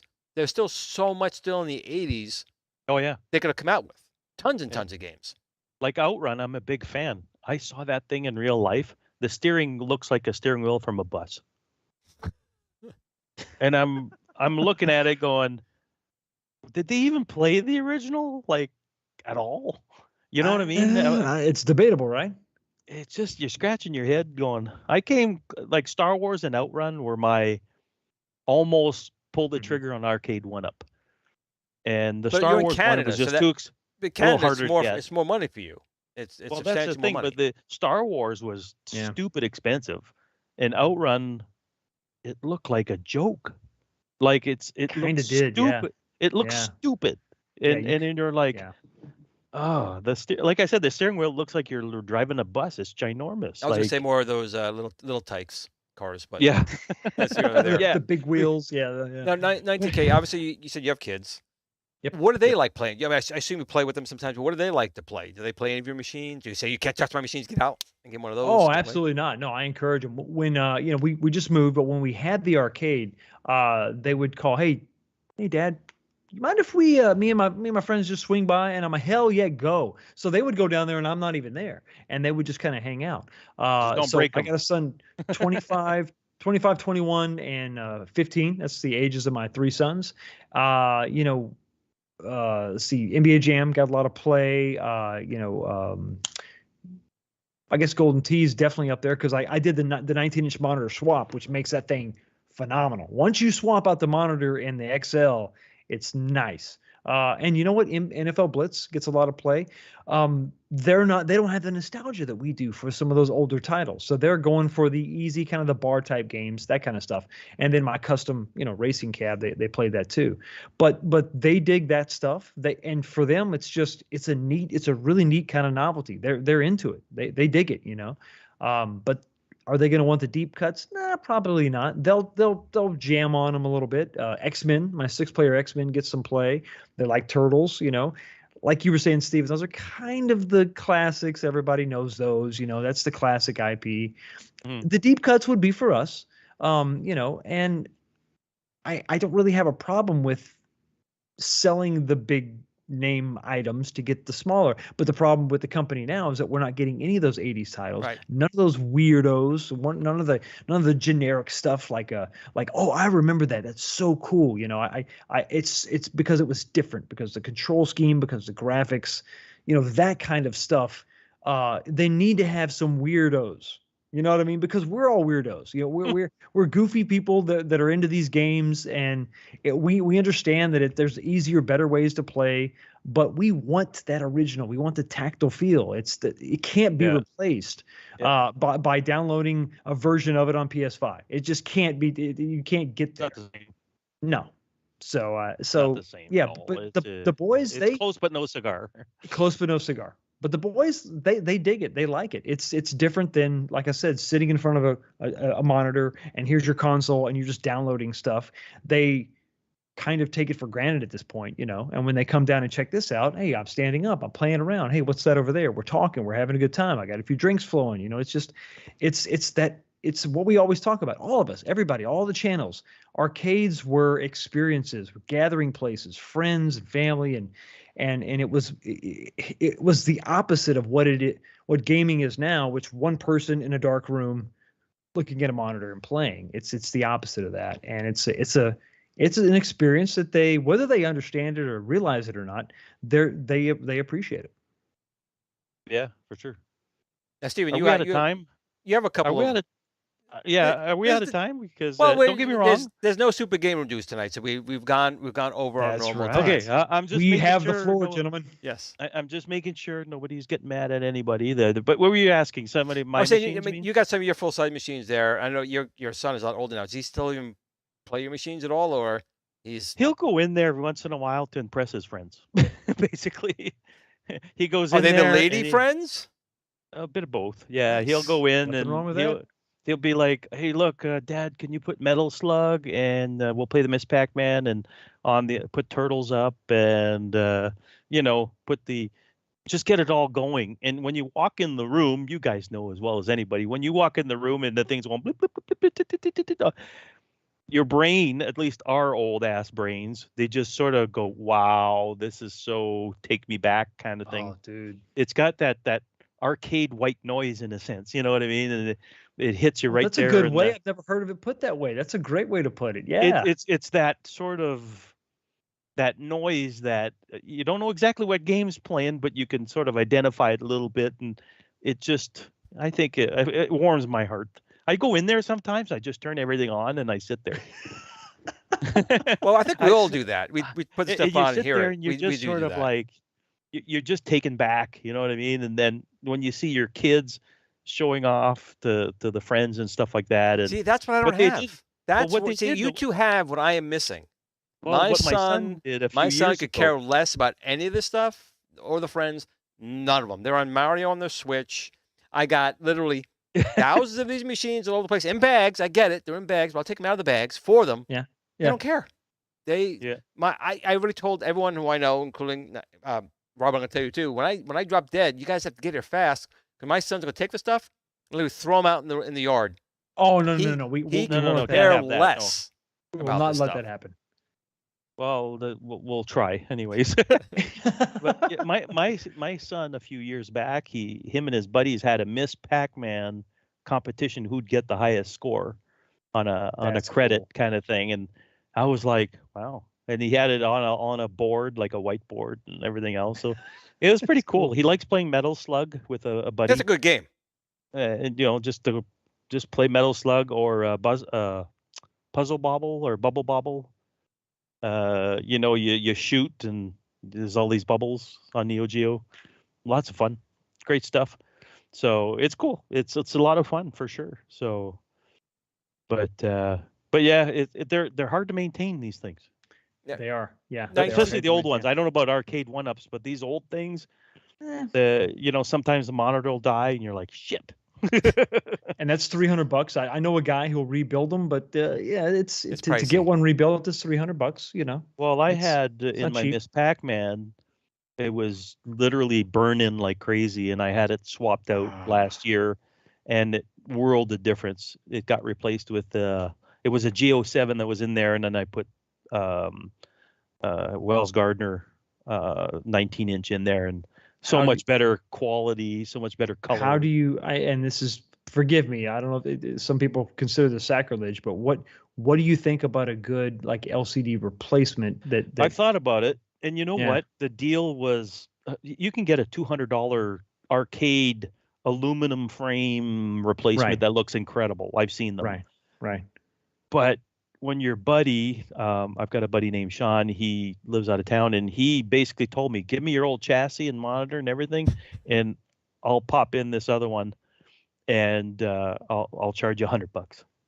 I'm like, done. Yeah, that's not bad. He swapped it out. It was a trade-in, and he installed it and everything, and degaussed it and everything. And because I think that Unico, so Unico USA, they kind of piss me off because they have the 17s, they have the 19s, and then they don't go beyond that. They were going to come out with a 25, and we had some correspondence back and forth, and March was supposed to be the month that we're going to talk about it, and they were going to release it, and demo units were going to go out, and then I've been ghosted by them. Nothing. I've been waiting years for a 25-inch. That's disappointing. 4x3 LCD because 4x3 25-inch. Perfect for the HS5. I'm thinking, because here's my thinking. So you can get like a curved monitor that curves towards you, like a Samsung curved monitor. My son just got one, 27-inch, for like $200. What if, and this is just kind of to mimic the CRT, what if they take that and they curve it the other way, and to give it just a little bit of a dome, so they're mimicking the sort of the curvature of the monitor, the CRT, to try to mimic that.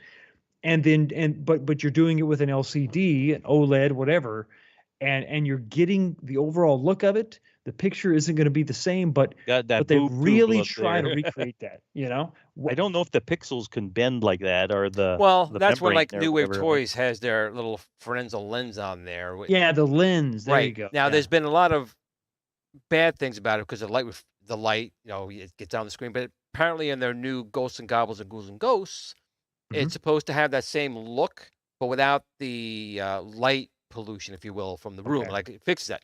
So I'm interested to see that. I think something like that, if that works really well on these, I would absolutely agree with you, Fox. I would like to see that put on a larger screen and see how it translates, because that's my new collection. People don't know this. I'm all over Facebook Marketplace. I'm looking for old TVs. That's what I'm kind of collecting at this point now. Right. You don't realize what back. You had those TVs in your house. You got LCDs, gone. You just threw it out. I got rid of my 1084 monitor, which I'm so sad about. That Sony Trinitron monitor. I got rid of it because hell, man, I don't want that crap. LCD is the way to go. Flat panel. Yeah. But you don't realize, at least at the time, you didn't realize latency, input lag, all these things you really didn't realize. And of course, light guns. You didn't realize your zapper wasn't going to work. You didn't think of those things. That was the biggest hit. Yeah. Right. Yeah. So that's my new thing now. I go on Marketplace and find TVs and I get them. but that's kind of weird. That's becoming a collection now for me. That's taking up my space. Are these TV sets? You got to get the good ones. I'm not laughing at you. I'm laughing with you because I got 3 CRTs myself. Yeah. Yep. But I don't even want to tell you guys how many I have. So it's Come on, you're amongst friends. I've got a BVM here, a PVM. Sorry, those monitors for hospitals and broadcast things. Oh yeah, those are good. I've got a tiny Toshiba for testing these old consoles. I've got a 27-inch Toshiba flat screen, and I've got one in storage that's a 32-inch. CRT. I just sold a 32. It's killing my back. They're heavy as hell. Well, my old neighbor, Mary Parker, she's in Florida now. She had a beautiful, I think it was a 35-inch Toshiba. It was gorgeous. It was perfect condition. But at the time, I had no room. So I didn't take it. I kicked myself every day. Who cares? Yeah. I could have put Cole outside instead. I could have put it in his bed. I kicked myself every day that I didn't grab that monitor. But I just saw on Marketplace, someone had I think it was a 25-inch Sony Trinitron, free. And it looks like in good shape. So I'm like, I'm gonna have to grab that one. Yeah. The Trinitrons are the better tubes in the end. Right. You make sure it's got component in the back, S-video, and all the good stuff. Usually the Trinitrons had S-video, so that one should be okay. You want component, though, and composite. Yes. Both of those. Now, component, if you get those HD Retrovision cables, and you put an old console with those cables, unbelievably clear. It's not always about super clear. I mean, I get it, but there's something it's a lag too. That like you put an Atari 2600 or any one of the Ataris, you're getting lines. You are not getting a clear. You are not getting a clear. Even with component, you're not getting a clear picture from it. That's part of the charm. But that's why I was leading into this. So, 19K, what was when you were growing up? Obviously, you said you were born in '76. So what was your family's first console, and what were you playing back then when you first went ga and you started hitting the buttons? Man, so I grew up in rural East Texas. My dad was from Louisiana. My cousin was rich. He had one of those Ataris. So that was crazy. So we're playing that, the 2600. We're playing that. Then at some point, I think I was in junior high, we moved to Tucson, Arizona. My dad got a pretty good gig. He was making some decent money. So we had the Nintendo Entertainment System. Listen, guys, it wasn't just me and my sister and my brother who were stoked out of our brains for that one. And we all shared the same console. I remember, and this is a true story, I swear, hand on a Bible. My dad played Legend of Zelda. And at the time, there was no strategy guide. So he would go through the maps, and my mom would sit next to him with a stack of papers, and she would draw every single screen, right, to keep track of where he had gone. That took the whole family by storm. So the NES for me is definitely the first console. The whole family was into it. I could just see these pieces of paper on his wall. We had it, dude. Like he's trying to solve a mystery murder. Yeah, with he lines had a going across. stack. It was crazy, and the thing was we couldn't play it. We're like, Dad, he's like, stop. Just find something else to do. He was into it, man. He was playing. And I think he beat Ganon. And it was like, he's like, I'm good. I'm good. Life is complete. Beat the game done. Yeah, I'm done. Wow. But that was, the NES for me has so much nostalgia. It's incredible. It was just the thing that, kind of brought games back into lexicon. The console that I had, my first, that was mine, that was in my room, and I had must have been like a 15 or 14-inch tube TV, right?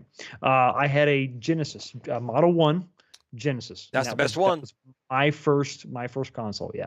Did you have the high-res display logo on the top? Yeah, that's the best sound. High-definition graphics, yeah, high definition graphics, right there. That was the best one. That's awesome.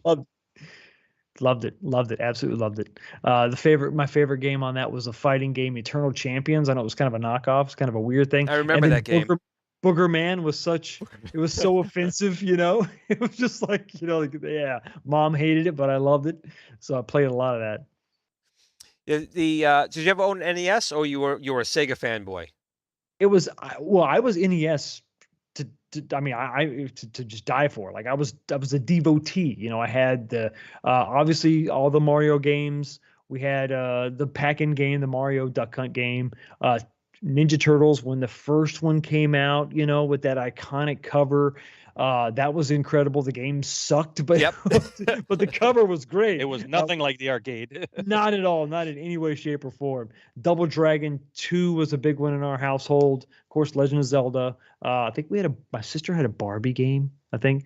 But once I switched over to Sega, I was like a teenager. It was edgy. Sonic was right. Well, it was for Sega was for the. They sold them in colleges. They went to colleges and literally sold them there. So the big brother would show the little brother, I play Sega, and it worked for them. That really did work. What was their slogan? Sega does what Nintendo don't. Yeah, or blast processing, things along those lines.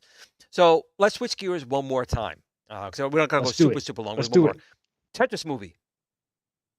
Oh, have you seen it? I haven't seen it yet. You haven't seen it yet? Okay. I don't have Apple. I don't have Apple. The streaming service. And that's an excuse. Come on. Okay, listen. When you check your bank, you gotta go in a dark alley. They have deductions. Red carnation. I know. I need to sail the high seas of piracy and try to find a way to But yeah, I haven't watched it yet. Did you guys watch it? Is it? Oh yeah. Yeah, it totally is good. It's good. My wife liked it. She's not a gamer or anything. She just liked the fact of the trouble. It's not like the new Mario movie that's out right now. It's nothing like that. Yeah. This is more how they got the license behind the Iron Curtain of Tetris. Oh, that's so interesting. It is the wickedest story ever. I would say it's like 90, maybe 88% accurate. Obviously, you take liberties because it's a movie. But, I'm sure everyone in this chat knows the gaming historian. Everyone has to know the gaming historian. But if you don't know the gaming historian, he did a 1-hour video on Tetris, which complements the movie perfectly because you'll actually see what was, and his video was done before the movie. Oh, it was done about a year ago. It was done about a year ago. Yeah. Now, the funny part is about the whole thing is that it was like two world powers almost going blow to blow over a game. And this game almost brought down companies, not because it was like, the game, the people were playing it. People were doing their jobs. They were just playing this game. The Soviet Union is like, you broke down our country. It's like, what do you mean? It's like, we had to put software to block your stuff because everyone was playing the goddamn game. No one was doing their work. Yeah. And it's great storytelling. Everything about it is really well done. Right. I thought the acting was great. The acting was great. I think that the video quality was great. I'm going to make Jen. She's going to watch it. She's probably going, what? She's watching Tetris. Jen, my wife, is kind of like you. You'll love it. It's one of those things. I think there's the 3-month free trial period, and you just sign up for it. Yeah, go do that. It really is. It really is a good. It really is a good flick. You won't regret it. It's good. Yeah. Okay, totally I got to check that out because that sounds. I love the gritty behind the scenes stuff, like the new movie coming out, Air, about the Nike, about Air Jordans. That looks cool, right? Yeah, that looks so good. My son is pumped about it. And the stuff to imagine a world where Tetris isn't a big deal. To imagine a world where Air Jordans aren't a big deal and Nike was almost bankrupt. I mean, that stuff is so interesting to me. So yeah, I would like to see. You sold me. Definitely more movies because again, a lot of people don't realize that the gaming history is very cutthroat. A lot of stuff happened behind the scenes: sex, drugs, conspiracies. I mean, theft. Licensing. I mean, just the battles over that is so interesting. Yeah, absolutely. Us nerds have our share of drama. We know. We're on Facebook. We know drama. We're on YouTube. But we know drama. Yeah, no kidding. But you know what though? I think this Tetris movie is onto something where they're telling the actual story, not hey, let's make a Mario jumping around and all that stuff, or a Sonic where they screw up the eyeballs and all that stuff. Yeah, but they fixed it. But see that they fixed. I enjoyed that. They fixed it. What I'm getting at is to the fans. Yeah. Yes. I'm talking about more of a behind the scenes true story drama thing, and I think they'll reel in more people that way. Because my wife was asking me throughout the whole thing, this is true story. I said, well, I think 90% of it's true, and the rest of it's embellished, so to speak. Oh, I felt bad. This is nothing in the movie, but I felt bad for like Atari. Atari back then was doing things by the book. Man. They were doing things by the book. They think they have the license, and they made millions of copies. They're all set to make all these arcade games and everything. To find out they got sued, and Tengen kind of scrap it. And Nintendo hated Atari for, again, I don't want to give away everything else if you don't know it, but Nintendo and Atari were like, bang. And Atari really was the gorilla. They were the much bigger company back at in the time. Day? Oh, hell yes. Much bigger company. But they were like, we got the money. Go ahead. I'm sorry. I was just saying, we were talking about Tetris. I mean, I don't know if everybody else remember this, but I would go to a Walmart in Texas. Woodville, Texas was the closest Walmart. And we would have to drive many days journey to get to this Walmart. And Mom would go shopping and I would run to the electronics section because they had this Game Boy display unit. And of course, it had Tetris in it, and I would play that. She's shopping the whole time. She'd have to get me. She'd get mad at me. She'd, give me a swat, and we'd have to be on our way. But I remember playing Tetris. Just that was my first initial experience with Tetris, and it was unforgettable. It was why I got a Game Boy eventually. Yeah, my brother is not a gamer at all. I mean, at all. Yeah, at all. Got him a Game Boy for Christmas. We were battling on the link cable back and forth. I mean, that was the truth. That game didn't matter what generation you were. Didn't matter if you were a video gamer at all. Very accessible. Very accessible, and it's addictive. It's almost like a drug. You got to get that next line. Got to get that next line. You know what I'm saying? You got to get that next line. Yeah, exactly. Perfect. The first one's free, though. The first one's free. First one's always free. Then they start charging. So was your Game Boy, was that a birthday gift? Or was that something you saved up for yourself when you got that Game Boy?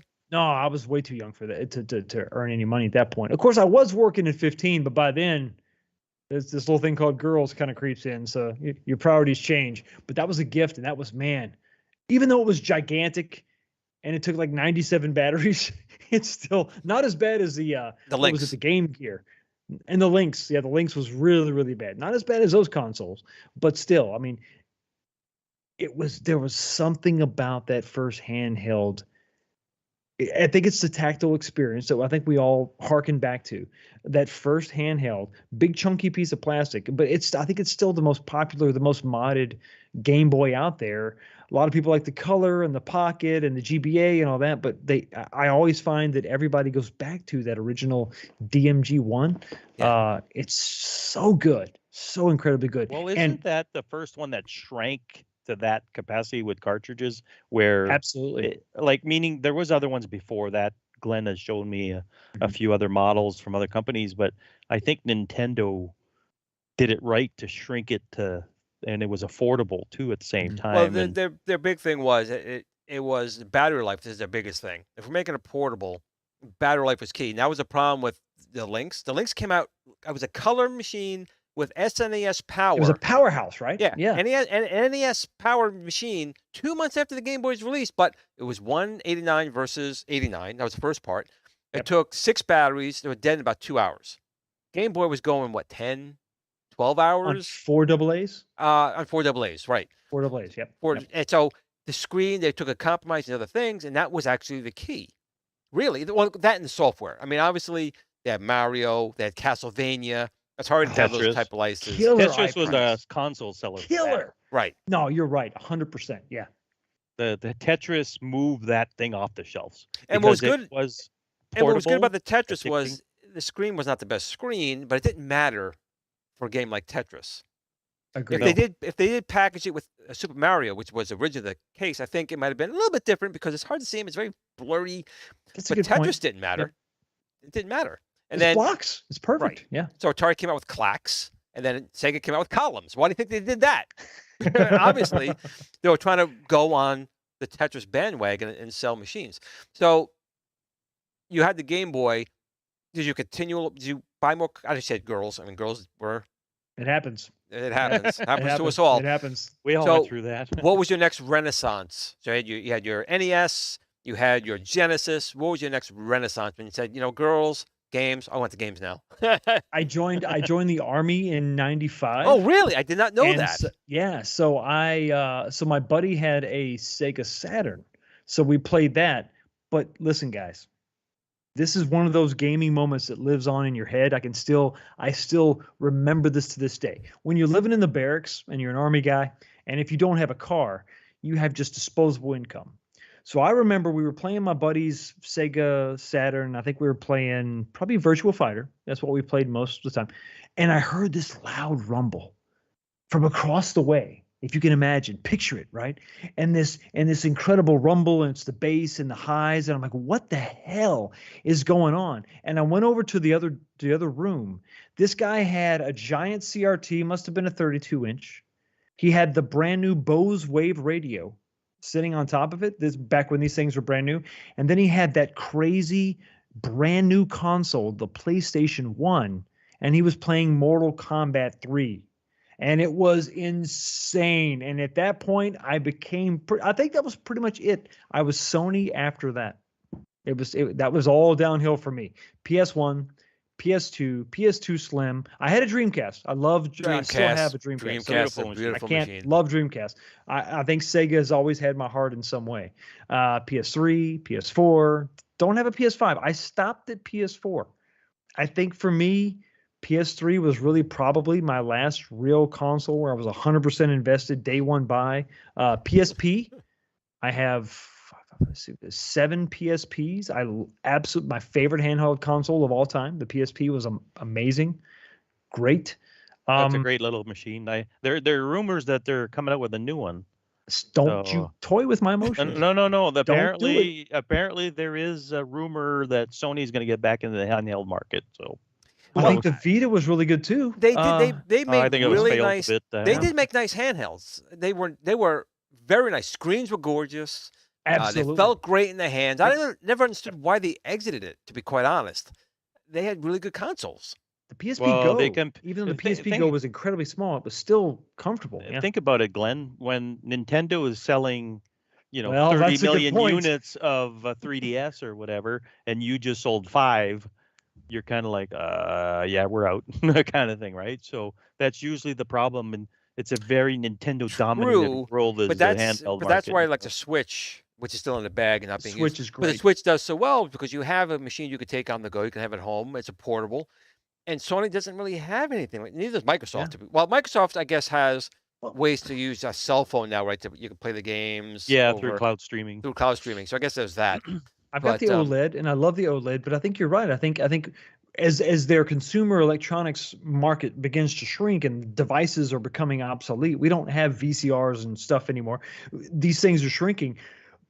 It's kind of a good way to stand out. If you have a handheld, a dedicated handheld in some way, it's not going to take UMDs. Does it take cartridges? Right. Is it just an expanded way to play PS5? I don't know. They did that with PS4 a little bit, but I think that honestly, and to see my kids, Steve, and your kids, enjoying that tactile experience, I think that there is still a desire. Humans still have this desire to physically interact with the software that they're playing, and I think that if you continue to playing Mario Kart 8 right now. Well, there you go. And I think that if you continue to remove yourself with just DLC and VR, there's something missing where I think we want to smash a button and hit a joystick, man. Yeah, I agree. I agree for sure. Breaking those joysticks. Break them. But don't worry, Glenn's got you covered, guys. I do. But I just remember the epiphany is a big word for me. Going from, because I grew up with the old machines, we had the big joysticks, and that first NES. I remember I got the. Is that where you started? Was it NES? Was that where you started? No, I had the original Magnavox Odyssey, that Pong, I had the 2600s. I went through all those, ColecoVision and television. But when I first got the NES, and I got the one with the Rob, I live in New York. You got the Rob? No, I didn't have the Rob. I'm in New York, so I actually got their. It was New York and California had their the what do they want to call it? Their initial batch. Yeah, so I got it with Rob, and I had this little controller, and I remember going, "How can you play a game with this little pad? I need a joystick." But it was like an epiphany. When I started playing, I'm like, "Holy shit, this is so comfortable!" And it's so comfortable because the Ataris, after a while, the Coleco and you were like this after playing those games, just. And that's why we all have arthritis now. We do. But look at it now, though. The Nintendo came out in 85, 86. Mm-hmm. I got it in New York in 85. And we're now in 2023, and you still have controllers with that little pad on it. You don't see anyone having, aside from an arcade, you don't see an Atari-style joystick or a ColecoVision stick or the stupid Intellivision disc. That was like the worst. But, that was just genius. And there's certain moments of genius in the industry that it goes with, and if you look, I didn't know this myself. If you do look, at the NES pad, and then look at the Sega pad or the TurboGrafx 16 pad, and Microsoft pad. They're all slightly different. They can't be identical. That means as long as it's slightly different, there's no copyright that you could do on it. You're allowed to do stuff like that, and that's what cars do, and that's what I do at my Tron joystick base. And enough said. Leave it on that. There we go. There we go. I brought myself back into it again. But your differences are improvements. They are. They are. There you go. They are. So listen, we've gone on for quite a while here, and I know we normally go on for an hour, but 19K, I really appreciate you coming on tonight. Thank you for having me. Fantastic. It's fun. It's fun, but mostly I'm out of a drink, which I really want. Oh, you know what? That's a good point, because this is normally the point of my show where I'm like, guys, I gotta get. And I forgot to bring my drink, and I'm like feeling pretty parched. You have to. You can't I will take care of that in a few minutes, but that's what I wanted to hear. There you go. Yes, I'll be taking care of that. So are you going to be going out to the Retro Expo out in Cincinnati in September? Are you going to be there? Cincinnati or Cleveland? Cleveland, correct. I will absolutely be there with a bunch of other goofy YouTubers having a great time. I hear this guy's going to be there too. I am going to be there. Looking right with me. Yes, I'm going to be there. And actually, I'm actually a special guest there. They're probably going to, you know what's going to happen? You are special, Glenn. No, I'm going to go, I know what's going to happen. They have me as a special guest. I'm going to walk this way. I'm going to walk this way. They're going to dump a bucket of glue on me, and a bunch of feathers are going to come down. And they're going to feather me. I think that's what's going to happen at the show. It's happened to me 3 times. It's uncomfortable. Yeah. Damn. I will absolutely be there, buddy. I'm excited to meet you and so many other people. And we're going to have to do some crazy live stream event where all of us crazy guys are. That's going to be so fun. We got to find a place to stay. Right now, I'm staying under a rock behind the complex. So we got to figure that out. Rock? When is it? September 22nd through 24th. Yeah. Okay. And I'm excited for it. I mean, I've gone to ones in New York. I haven't actually gone to one out of state. I'm hoping to start getting my wings and kind of going out to these other shows, because you meet a lot of people, a lot of really fun people. And I don't know if you heard, but Cleveland rocks. I have not heard that, but I guess we're going to find out. You watched a lot of television, but clearly you didn't watch that show. That's a great show.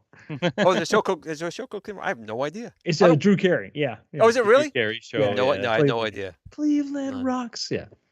Yeah, exactly. So that's good. Me, I'd have to doggy sled down there. So it ain't happening for me. Can you sneak across the border, Steven? Can you make that happen or no? Maybe. Probably get shot on the other side or something, but whatever. Well, we can't have that. Did they do that? Don't worry about that. Will they shoot you on that Canadian border? I know. Will they shoot you on the Canadian border? Only going back, right? I heard stories lately that Americans are coming up here and leaving the U.S. They're sneaking in and around the York area. Accurate. Yeah. No, there is a thing, and you could see the Canadian guards. They're kind of like, yeah, come on, but you'll get arrested. Yeah, come on, you'll get arrested. They're very relaxed. They're very polite. Yes, they're very polite. You're like, oh, welcome to Canada, but over there you'll get arrested, okay, because you're not in the country like legally. Just to let you know. And the guys are playing by the book, but they're kind of being nice to the people. It's kind of funny. They're not roughing anybody. It's not like us in the States. Down in the South, we get a beat down. Right? They're just like, hey, yeah. Have a brewski. Us, it's like, shit, some action. Let's go. It's pretty funny. So, but yeah, I'd like to go with one of these shows one of these days, but I don't know which one. I've done my tour of shows in the past with PAX West and E3 several times. And, oh man, yeah, Steven was very big with Xbox Addict, so he had a lot of shows with Microsoft back in the day. Yeah, I've been to E3 about 8 or 9 times. What's E3? Is that something new? Yeah, what is this E3 thing? Are you sad that E3 is potentially done? No, because you know what? After many years, you go there. Number one, being on Eastern Standard Time, you're jet lagged to all hell. When you get back from California. Yeah. Okay, so that's the first thing. When you're down there, you're running around with your head cut off trying to meet with people about their dumb games. Some of them are nice games. Some of them are stupid games. And you still got to write about them. And the flip side of all that, you're like, and then you come back, you're burnt out for a week straight. You're just sort of recovering. Yeah. Now with live streaming, you're sitting on your couch watching the live stream from Microsoft and EA and Ubisoft. And but they drag them out. Those live streams, they drag out, don't they? I don't care because I don't have to get up and walk down the sidewalk in LA and that's a good point. Smell that smog and whatever else they got down there. No offense to anybody from California, but but California's a cesspool. Yeah, let's just say that the walking around the like the LA Convention Center is a massive convention center. I don't know if you guys have ever been there, but it's huge. I haven't. Yeah. It's ginormous, and you're walking from one end of this thing to the other, and then you got these booths playing friggin' who's got the louder speakers, and got to make an impact. Oh yeah, you've got EA blaring over there. Right beside it is Ubisoft, and they're cranking the volume, and you can't even understand anybody. Hey, you want to check out my game? And it's like forget it. I can't hear. What'd you say? Oh yeah, it was bad. Like I had enough. And I don't go to the loud stuff anymore. Yeah. And I prefer the more laid back shows. It's a little bit of a shame. I think, E3 and CS years ago was a bigger thing. But I think now with the internet, it's people kind of know already. You see more about it. That, pretty much, yeah. You get to see the live streams and everything else, and you don't really need to, like, the quality of a stream is like 1080p 4K, and it looks great on your television, and you're sitting at home. You don't have to go on a plane and risk getting your luggage lost or whatever. I don't know how many times that's happened to me. I had a digital camera in one of my luggage, and I was going to LA. You said the word had. Does that mean yes, yeah. Because the camera was in the luggage. It went to, where the hell did it go? I think it went to Houston, Texas, or Arizona. Fox, it was Texas, buddy. Come on, what are you doing over there? And then basically it came back, and the camera had a ginormous dent in it, basically, from being bounced around and going all over the USA. And I'm like, fuck this. I don't know. I'm kind of glad I'm not doing that anymore, right? So that's a great thing to just be able to turn off the live stream and go grab a snack. Yeah, that's a good point. Yeah, that to me, as you get older, you go through a phase that you'll go through all that stuff. But when you get older, you're like, yeah, I'm gonna sit my ass on the couch and watch this. Yeah, that's a good point. But thank you for coming on our show, like Glenn was saying. Guys, much appreciated. No, I appreciate it, man. I love the conversation. It was fun. Steven's really selling to go into those shows. Jennifer knows what's up. Yeah. Trust me, the game industry is fun and games, but in the end, it's real work. And a lot of people think you're just playing games, but no, you actually have to do work. So it's one of those things. That'll be a discussion for another time. It is. And actually, you know what? For people who celebrate it, it's actually Good Friday. So you want to give a little bit of your Friday back. 19K, again, fantastic having on here. Yep. I can't wait to meet you in September. It's still a long way off. It's going to be awesome, dude. I'm excited. Please don't leave me in the gutter somewhere. If I'm in the gutter, please don't leave me there. We'll both be in that gutter together. Thank you. Everyone who celebrates, Easter is this Sunday for people who do celebrate. So, I hope family and friends have a good time. God bless. To everyone out there, that's it. Everyone have a great evening, and I always say the same thing. I appreciate 19K coming on the show, Steven on the show as well. But to all of you out there, you're the best group out there. I really appreciate each and every one of you guys. Love you to death. Enjoy your weekend, and we'll see you again on Kickin' Old Skool next week. Have a good one, everyone. Peace out.